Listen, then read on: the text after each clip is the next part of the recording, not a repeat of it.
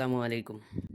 এর মধ্যে যদি দেখি আসলে মার্কেটে ডাউন ট্রেন্ড চলে, এটা কি আহ, পতন কি অব্যাহত থাকবে নাকি এটি সাময়িক চাপ সেটি বোঝার চেষ্টা করব ইনশাআল্লাহ।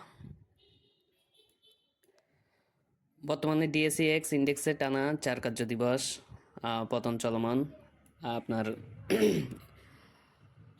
নির্বাচন পরবর্তী 200 পয়েন্টের উত্থানের পর থেকে আপনার মার্কেটের পতন অব্যাহত রয়েছে। সেটা আপনার ইন্ডেক্সের সূচকের দিক দিয়েও, আপনার হচ্ছে টাকার পরিমাণে ভলিউমের দিক দিয়েও।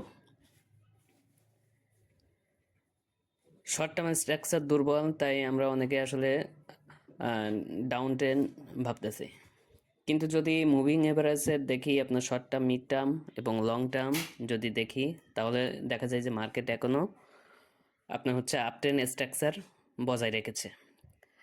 অর্থাৎ বলা যায় যে বড় ট্রেন্ড এখনও পুরোপুরি ভাঙেনি। এখন যদি দেখি আসলে এখানে দুইটি গুরুত্বপূর্ণ লেভেল আগেই এঁকে রেখেছি সময় সংক্ষিপ্ত করার জন্য। এখন যদি দেখি আসলে এখন কি হতে পারে না হতে পারে, আমি আপনাদের সাথে আসলে প্রতিদিনই শেয়ার করি, আর আজকে ভিডিওর মাধ্যমে শেয়ার করতেছি। আর সেটি হচ্ছে, যদি দেখি মার্কেটে এখন সাময়িক শেষ কার্য দিবসে মার্কেট ক্লোজ হয়েছিল 5,465-তে। এখন যদি মার্কেটের সাময়িক সাপোর্ট দেখি, তাহলে হচ্ছে 5,450। ইনশাল্লাহ আশা করি যে আগামী রবিবার মার্কেটে জোন